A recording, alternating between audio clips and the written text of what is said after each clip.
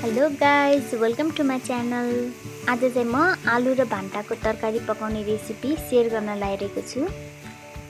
ल सुरु गरौँ है त। 3टा भान्टा, 2टा आलु, एउटा प्याज, लसुन अदुवा खुर्सानी र टिमुरको पेस्ट, 2टा टमाटर, जीरा र धनियाको पाउडर, तोरी, ज्वानो, मेथी, हिङ, बेसार र नुन मैले सबै रेडी पारिसकेको छु। यो हाम्रो चाहिने सामान। अब हामीले ग्यास अन गर्ने र प्यान बसाल्ने। प्यान तातिसकेपछि हामीले तेल राख्ने।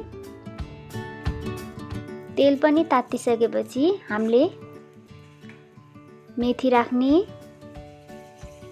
तोरी राख्ने, ज्वानो राख्ने, हिङ राख्ने र एकछिन यिनीहरूलाई फुरिन दिने। अब हामीले चाहिँ चप गरेको प्याज राख्ने।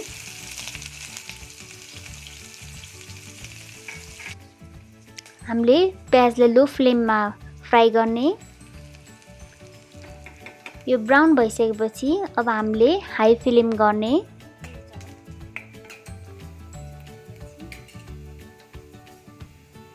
र यसपछि अब हामीले आलु राख्ने। आलुलाई भान्टा बन्दा अलि टाइम लाग्छ पाक्न, त्यही भएर हामीले फर्स्टमा आलु फ्राई गर्ने।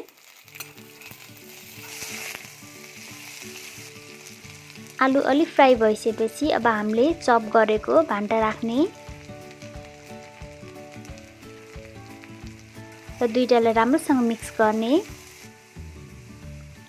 र हामीले 2 मिनेटको लागि ढाकेर राखिदिने।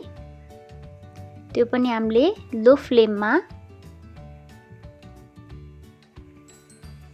2 मिनेटपछि खोलेर हेर्ने र मजाले चलाउने।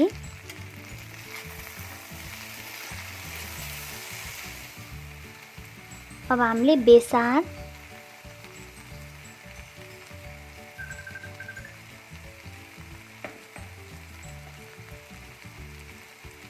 र आफ्नो टेस्ट अनुसारको नुन राख्ने।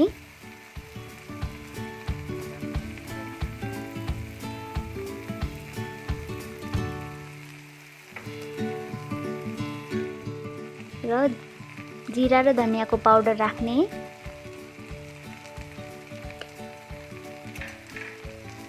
र मजाले मिक्स गर्ने। अब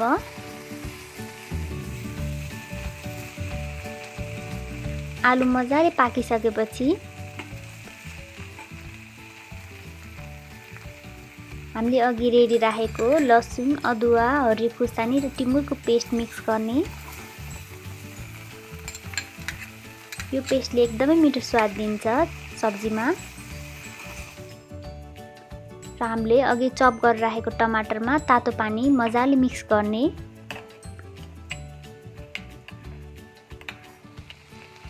र सब्जीमा राख्ने अनि मजाले चलाउने।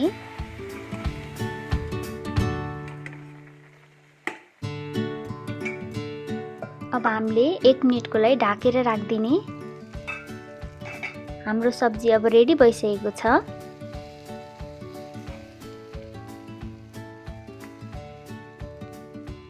ल ग्यास अफ गरिदिने। हामीले जहिले पनि आइरनको भाँडामा और प्यानमा खाना पकाइसकेपछि सब्जी पकाइसकेपछि जहिले खनाउनुपर्छ, नत्र सब्जी कालो हुन्छ। र यो हाम्रो फाइनल लुक हो।